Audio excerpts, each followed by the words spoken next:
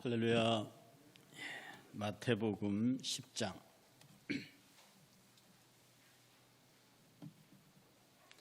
1절부터 15절까지 함께 같이 천천히 봉독하겠습니다.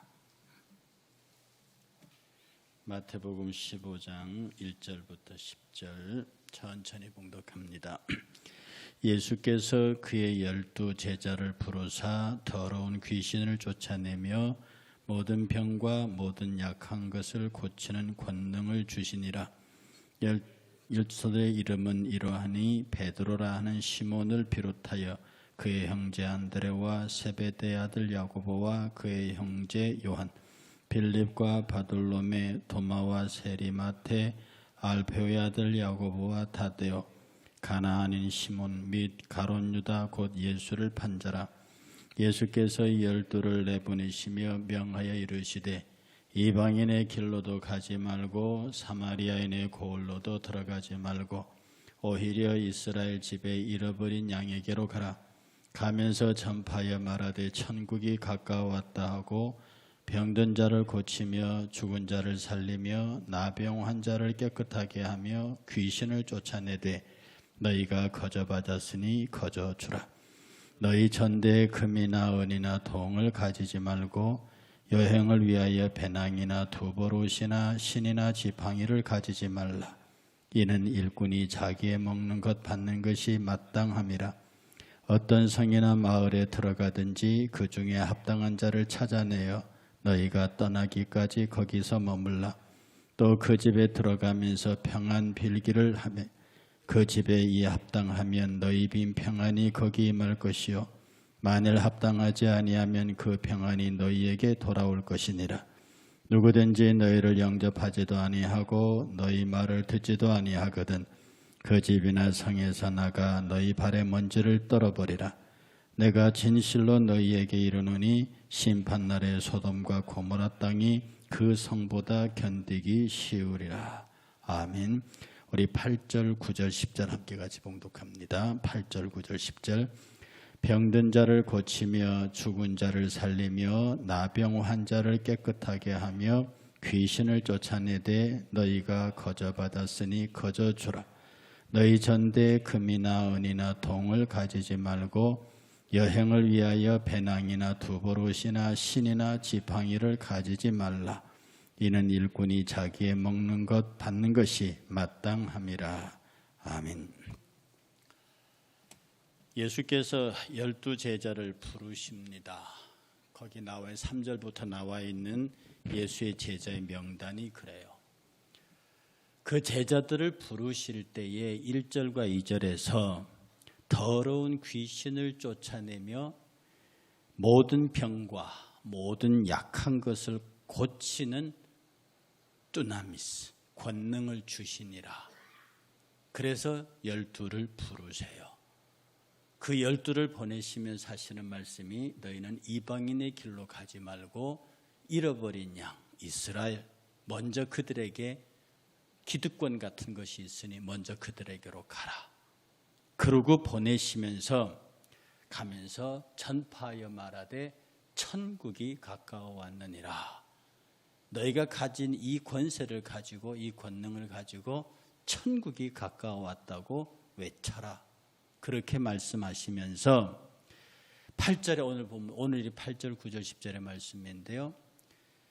그렇게 천국이 왔다고 전파하면서 병든 자를 고치고 죽은 자를 살리고 나병 환자를 깨끗하게 하고 귀신 들린 자를 쫓아내라. 이건 굉장히 예수님의 다이렉트 직접적인 명령입니다. 너희는 가서 병든 자를 고치고 죽은 자를 살리고 나병 환자를 깨끗하게 하고 귀신을 쫓아내라. 이 4가지는 기적입니다. 이 4가지는 소위 사도들의 직권, 예수 그리스도의 직권으로 주어진 사도들의 능력입니다. 이 능력은 한시적이고 제한적입니다. 이것은 예수 그리스도의 능력이 그대로 사도들에게 그냥 생자로 전가된 것이라서 그들이 예수의 이름을 빙자하지 않아도 그 능력을 행할 권세를 가지고 갑니다. 왜냐, 그 자체가 이미 독립적인 예수 그리스도의 사람으로 가니까. 이 병고침의 은사, 병고침의 역사는요, 이 사도들의 사역이었고 예수의 주된 사역이었습니다. 예수님의 사역의 상당 부분이 이 병고침에 집중되어 있습니다. 오늘 성령 시대를 사는 우리들에게서도 이 병고침의 역사는 교회의 중요한 사명 중에 하나입니다. 제가 늘 말씀드리거니와 기도함으로 병을 고칠 수 있다는 이 믿음에서 여러분이 흔들리지 마시기를 바랍니다.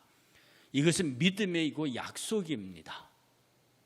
그러므로 자기의 불편한 육체의 질병을 놓고 하나님께서 그것을 치료하실 것이라고 하는 분명한 믿음과 고백이 있는 자에게 이것은 기적이 아니라 현실로 따라옵니다. 저는 이 간증을 제 개인적으로도 그리고 저와 함께 기도한 사람들에게서 이 간증은 무수히 많이 있습니다. 그것을 굳이 떠벌리고 다니고 사건 만들 이유는 없지만 곰곰이 기도하고 잠잠히 주님 앞에 호소함으로써 치료받는 역사는 제 목회 사역에서 수도 없이 많이 봤습니다. 그러니 병고침은 예수 당시에는 사람들의 눈에 직접적으로 보이는 큰 역사로 나타났지만 지금은 누구든지 예수 그리스도의 이름으로 병 낫기를 구하고 그러면 그는 죄사함의 은혜를 통해서 죄인임을 고백할 때에 그의 질병도 구원의 역사와 더불어 함께 치료된다고 하는 이 믿음을 성도들이 흐트러뜨리면 안 됩니다. 그 다음에 두 번째, 죽은 자를 살리는 것에 관한 문제인데요. 이 명령을 들은 이후에 예수 살아있을 당시에 제자들이 죽은 자를 살렸다는 기록이 성경 어디에도 없습니다.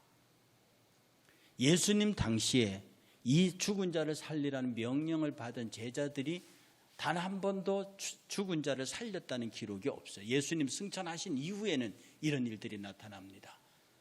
도로가의 아들을 살린 거라든지 이렇게 죽은 자를 살린 사건이 사도행전은 나타나는데, 그런 면에서 어떤 면에서 이 죽은 자를 살리는 사역은 예수 그리스도의 부활이 전제된 사역이라 이것은 특별한 범주 속에 집어넣는 것이 타당합니다.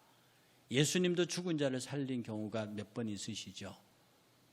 그러나 예수의 제자들이 살렸습니다마는 예수님이 살아계실 때는 그 일을 제자들은 행하지 못했습니다. 어디에도 제자들이 행했다는 기록이 없어요. 그러니 이것은 장차 예수의 제자들이 예수 승천 이후에 행하실 기적으로 보고요.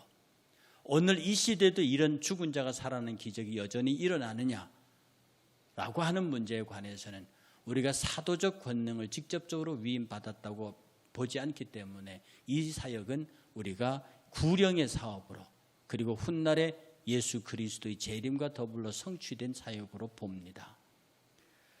그래서 내 세 번째 사역이 뭐냐 하면, 세 번째 사역은 나병 환자를 깨끗하게 하라. 나병 환자를. 보통 구약에서 나병 환자는 비유되기를 종교적 음란 환자로 표현됩니다. 소위 말해서 나병 환자는 무디고 감각이 없고 냄새가 나고 그리고 자기도 모르는 사이에 썩어가는 그런 질병이죠. 그래서 이 유대인들의 머릿속에는 나병 환자는 이방의 신을 섬기는 종교적 혼합주의, 그런 것으로 비유되어집니다. 이 나병 환자의 문제는 우리에게 죽은 사람을 살리는 문제는 예수 그리스도의 재림 때 이어질 부활의 사건으로 연결되고요. 이 나병 환자의 문제는 종교적으로 타락한, 종교가 혼합하고 있는 이 다원주의 시대의 신앙의 성결을 지켜가는 것으로, 그것을 치유하는 사역으로 이해해야 합니다.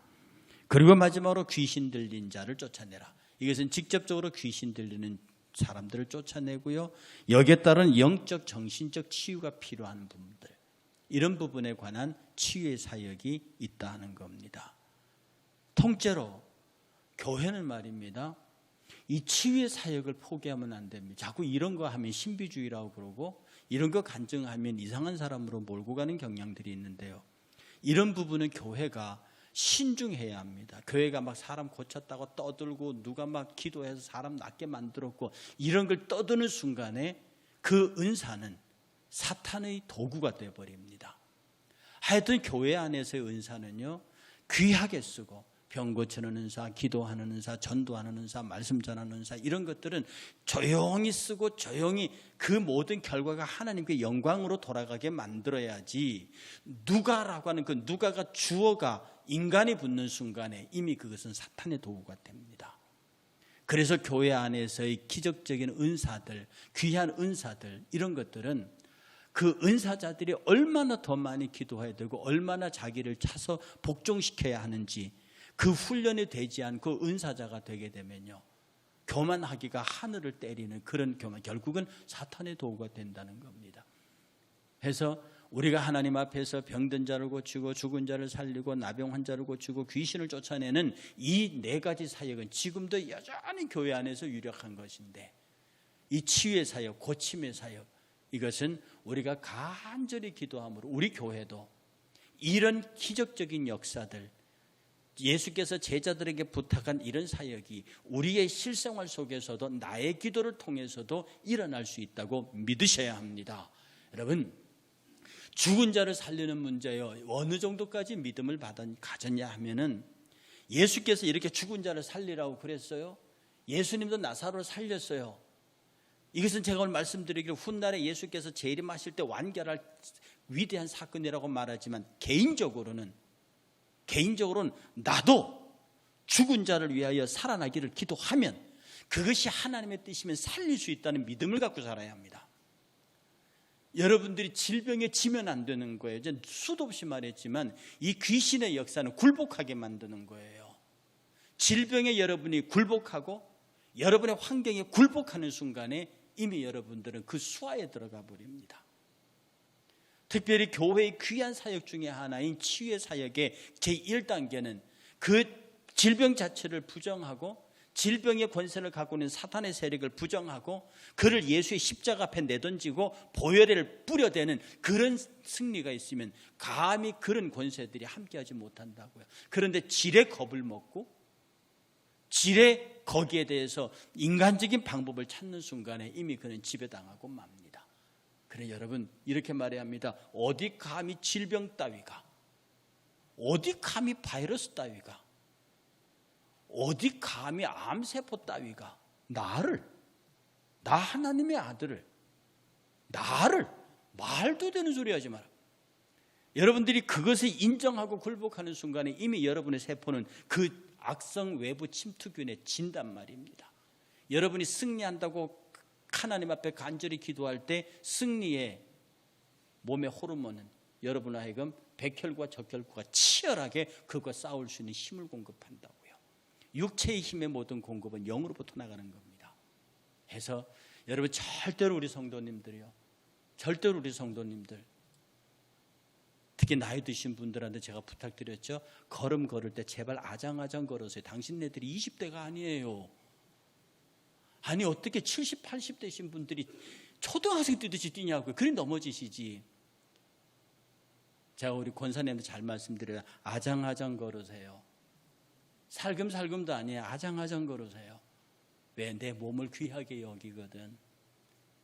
자기 몸을 귀하게 여기고요, 내 몸에는 내가 스스로 지킬 뿐 아니라 감히 바이러스 하나가 나를 침범하지 못한다 라고 하는 확실한 믿음의 펜스를 치면요, 못 덤빕니다. 의사가 들으면 기가 막히겠지만 의사들이 처방하는 걸 내가 볼 때도 기가 막힐 때가 있습니다. 어느 것이 나를 살리고 어느 것이 나를 지킬지 여러분 믿음 가운데서 분명히 여러분을 하나님 앞에서 건강한 자로 선포하고, 그리고 하나님 앞에 믿음 있게 나도 나사로야 나오라 하면 나올 수 있다라고 하는 그런 담대한 믿음에 서시기를 주의 이름으로 축복합니다. 그 다음에 말하기를요, 나병 환자를 깨끗하며 귀신을 쫓아내되 너희가 거저받았으니 거저 주어라. 오늘 복음 전하는 자들의 대명사입니다. 혹시 여러분 A라는 사람이 기도하고 기도에 돈을 요구한다든지, 그건 100% 사기꾼으로 보시면 됩니다. 어떤 입고 난 다음에 감사의 뜻으로 살해하는 것하고 돈 내놓으시오 하는 거하고는 완전히 반대 방향이 있습니다. 그런데 제가 학교를 조금 하다 보니까요, 정치인들을 만나자고 그러잖아요. 이게 공공적 나가는 게 유튜브 나가는데 만남이 면접비라는 게 있습니다. 그분을 만나게 하는 중간 사람한테 면접비라는 걸 줘요. 기가 막힌 일입니다.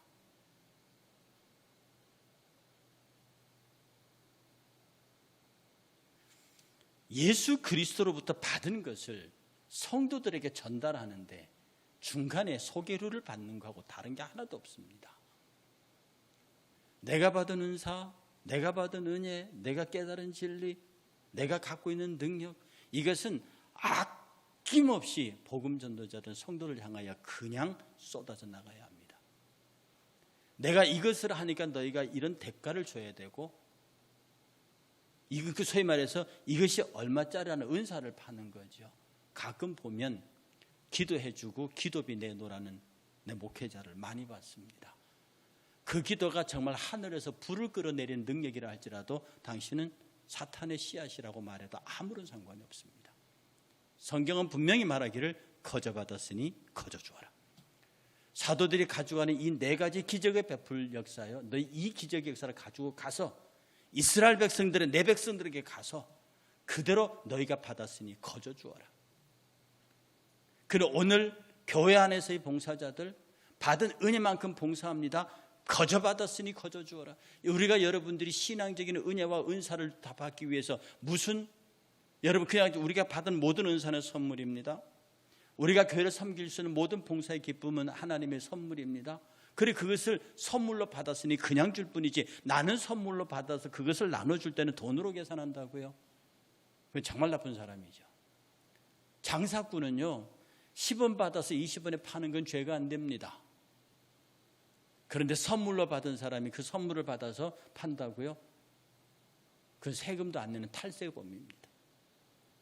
그래서 우리가 교회 안에서 성도들에게 특히 믿음의 은사 분야를 나눌 때는요, 기도의 은사자들은 아낌없이 그들에게 조건 없이 기도를 나누어 주어야 합니다. 여러분이 하나님의 은혜 가운데 받은 모든 축복된 것들은요, 성도들과 함께 기꺼이 공유할 필요가 있습니다. 하나님께서 그걸 공유하라고 주셨거든요. 그리고 말씀하시기를 9절에 너희는 전대에, 이 돈주머니입니다. 전대에 금이나 은이나 동은 화폐 얘기합니다. 금이나 은은 그 자체로 화폐 가치가 있고요. 동은 로마의 동전이에요. 동을 가지지 말고 여행을 위하여 배낭이나 두보롯이나 신이나 지팡이를 가지지 말라. 전도 여행을 가는 사람입니다. 전도하러 나가는 사람이에요. 근데 그 사람에게 말하기를 너희는 돈주머니 갖지 마. 거기에 금이나 은도 넣지 말고 화폐도 넣지 마라. 그리고 이 전도 여행을 가는데 배낭을 메지 마라. 두보롯을 넣지 마라. 이스라엘 사람들은 꼭 두보롯을 갖고 다닙니다. 왜냐하면 밤에는 너무 추워요. 낮에는 너무 더워요. 저는 맨 처음에 그 젊은 여자들이, 우리 학생들이 이렇게 허리에다 옷을 메고 다니는 걸 난 멋인 줄 알았습니다. 그걸 멋부린 줄 알았는데 그 기원이 어디서 나오냐? 서양에서 나왔어요. 춥고 더운 게 너무 심하니까 여기가 허리에 메고 있다가 추우면 건 입고 더우면 또 허리에 메고 이랬던 거라고요. 두보롯은 이스라엘 여행자들에게는 꼭 필요한 겁니다.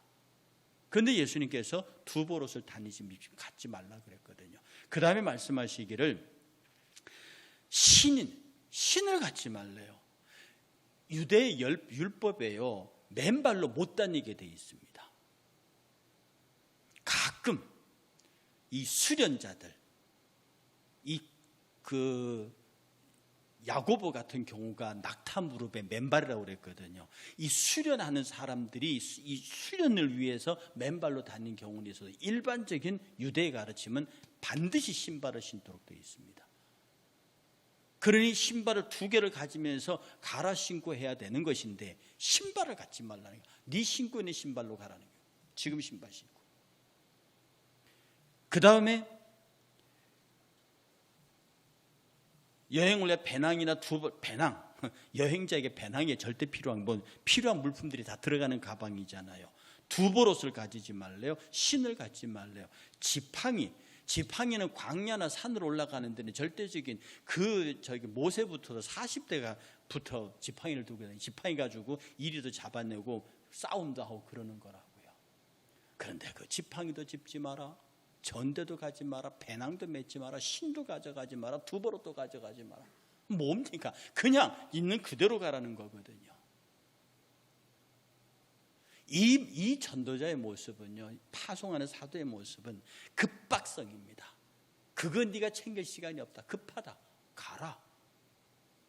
그리고 그건 염려 안 해도 된다는 거예요. 그건 염려 안 해도 된다는 거예요.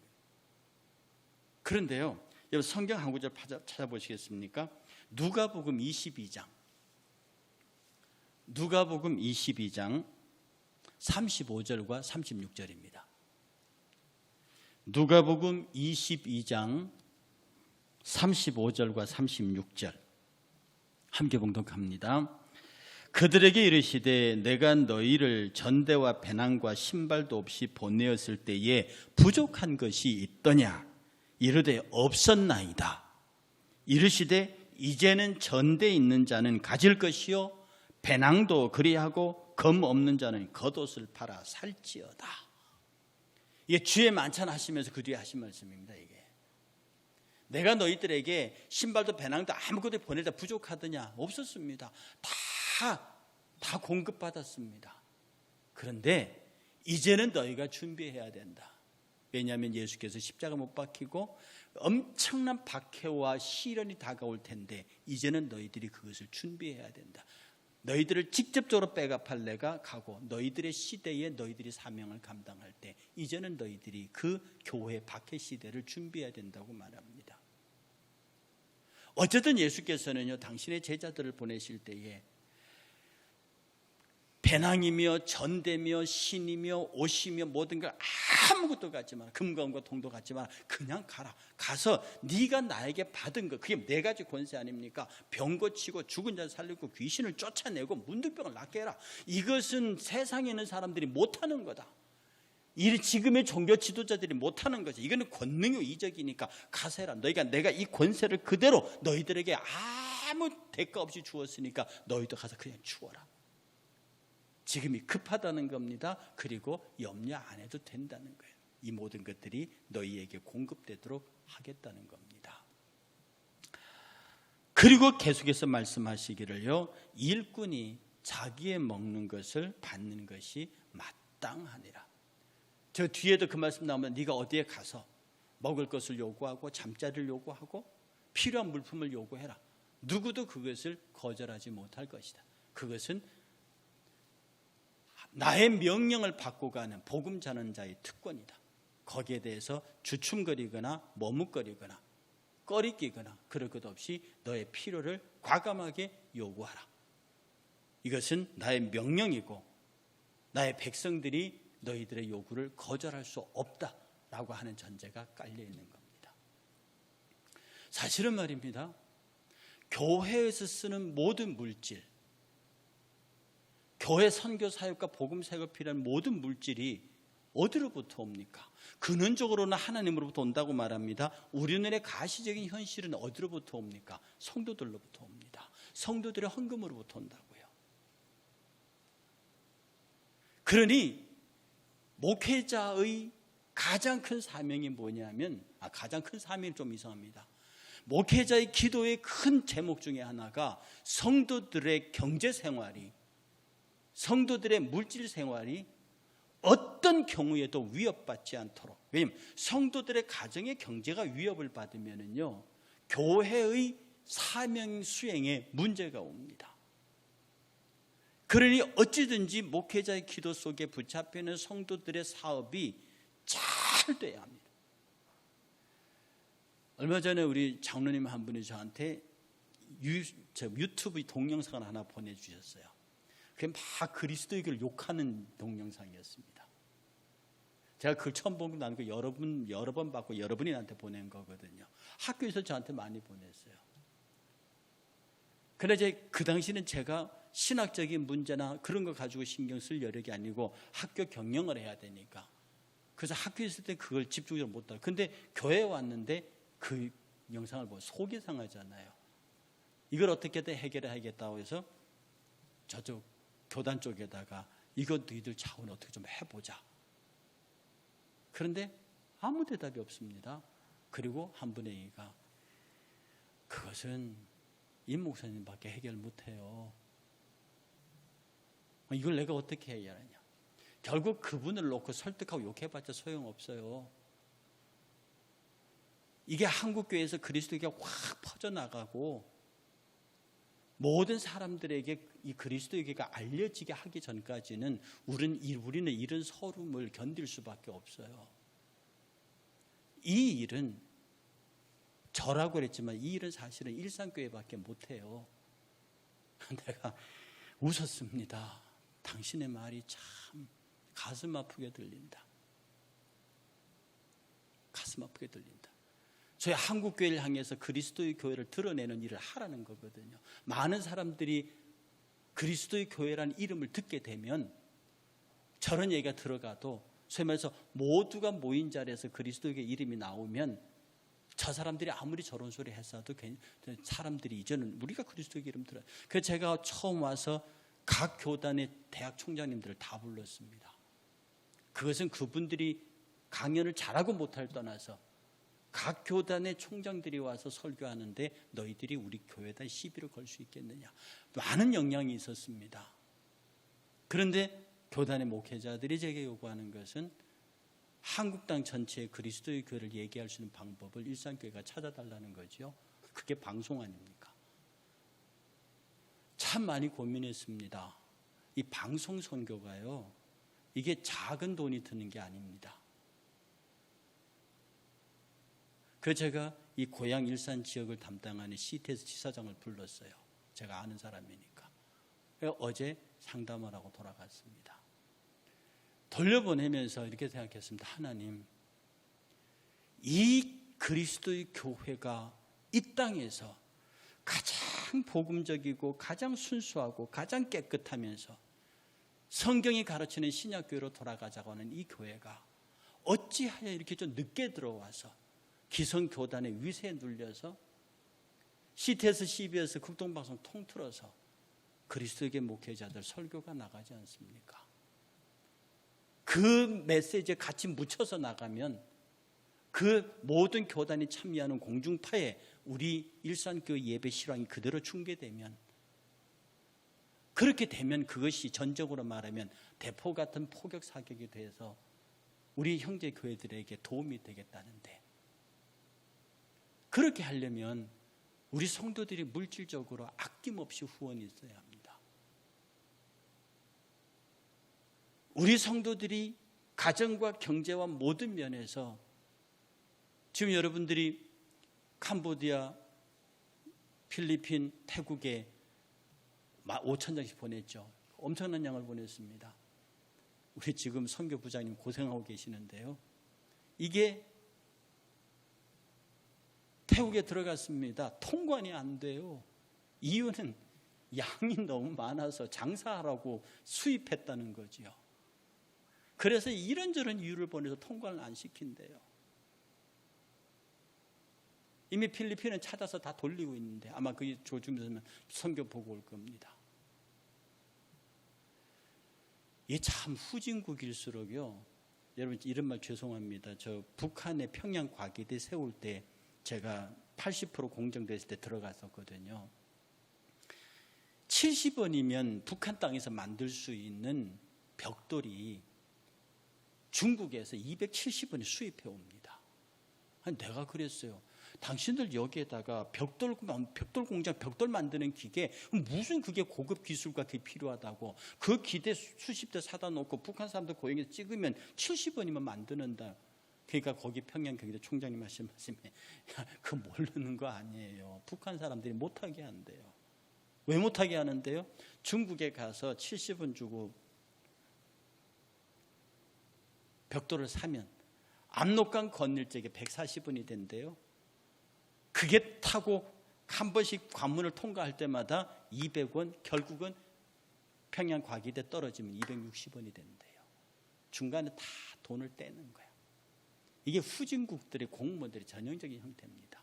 그러니까 이분들도 소프트웨어 알죠? 그거 벽돌 파는 찍는 기계 그 얼마라고 그 사다 놓고 찍으면 마음 놓고 수천 수만 장 찍을 텐데 그걸 결국은 중국에서 사오게 만든다는 거죠. 중간에 그 사람들이 떼기 위해서. 그러니까 저 나라가 온전할 수가 없는 거예요. 지금도 우리가 5,000장 아니 그 나라 백성을 위해서 보냈는데 그거를 이질이 트집 잡아서 통관을 안 시켜요. 필리핀이 시켰는데. 이런 모습을 보면서 정말 우리 교회가 이 사회를 바꿔야 한다. 여기에 교회의 강력한 물질적 도전이 있어야 하는 겁니다. 아낌없이 선교사에게 아낌없이 복음을 위하여 조건 없이 그 일을 감당할 수 있는 일들이 필요하다. 우리 주의 그리스도의 명령 그렇습니다. 그냥 가라. 그냥 맨몸으로 가라. 그러면 내가 이 모든 필요한 것들을 성도들을 통해서 공급하겠다. 이게 주의 약속입니다. 오늘 이 시대의 복음 전도자들이요, 저는 하나님 앞에 기도하는 게 있습니다. 하나님, 나로 하여금 물질에 매이게 하지 마십시오. 내가 교회의 재정을 의식하고 물질을 의식하게 되는 순간 내 복음의 영적 파워도 떨어지고 내 스스로 하나님 앞에 천박한 종이 됩니다. 나는 그건 싫습니다.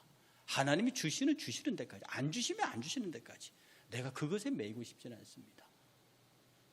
하나님께서 분명히 이 본문을 통해서 말씀하시기를 그냥 가라. 전대도 아무것도 갖지 말고 그냥 심지어 신발 두 벌도 갖지 말고 그냥 가라고 하는. 모자르더냐. 우리가 박해 시대를 준비하는 각오는 섰습니다마는 여전히 동일한 것은 전도자로 세웠기 때문에 전도에 필요한 모든 것들을 공급하실 것이다. 이건 믿음입니다. 제가 언젠가 목숨 설교들 말씀드렸죠. 내가 지금 살아있다는 것은 목숨을 주신 이가 있으니까 그 목숨을 유지하게 하는 것도 목숨 주신 자의 책임이라는 겁니다. 주께서 내게 목숨을 주셨으니 내가 목숨을 연장하며 입고 먹고 마시는 문제는 당신의 문제죠. 복음 사역에 나섰습니다. 아무런 사심 없이 복음 사역에 나섰습니다. 그 다음에 필요한 것들을 공급하시는 것은 당신의 책임이세요. 그러니 사람에게 매이지 아니하고 물질에 매이지 아니하고 환경에 매이지 아니하고 오직 하나님과 나 1대1과의 대결에서 나는 이기기를 원하는 겁니다. 나는 하나님과의 1대1의 대결에서 이기기를 원합니다. 더 정확히 말하면 나와 하나님의 1대1의 대결에서 하나님이 져주시기를 기다리는 거죠. 야곱이 야복강가에서 하나님이 져주신 것처럼 주변의 환경과 조건이 이런 것에 매이는 순간에 나는 바른 말을 할 수 없고 바른 복음을 전할 수 없습니다. 그리스도의 왕되심과 그리스도의 주되심과 그리스도의 구세주 되심을 만방에 전해야 하는 복음 사역자. 물질에 매이지 아니하고 사람에 매이지 아니하고 환경에 매이지 아니하고 조건에 매이지 아니하고 죽으면 죽고 살면 살고 이것은 내 일이 아니라 당신의 일이요 당신의 일이 나를 통하여 하시는 것이고 당신의 일을 성도를 통하여 하시는 것이니 이 모든 일들이 합력하여 선을 이루게 하옵소서. 단순히 복음 전도자가 저만이겠습니까? 여러분들도 이렇게 강단에 서서 말씀을 듣고 나눌 때는 제가 여러분의 설교자지만 여러분이 삶의 자리로 돌아가면 여러분 앞에 서 있는 모든 사람들은 다 여러분 앞에 말씀을 들어야 하는 사람들입니다. 아낌없이 남김없이 여러분들은 복음 전도자로서의 권세를 행사하시고요.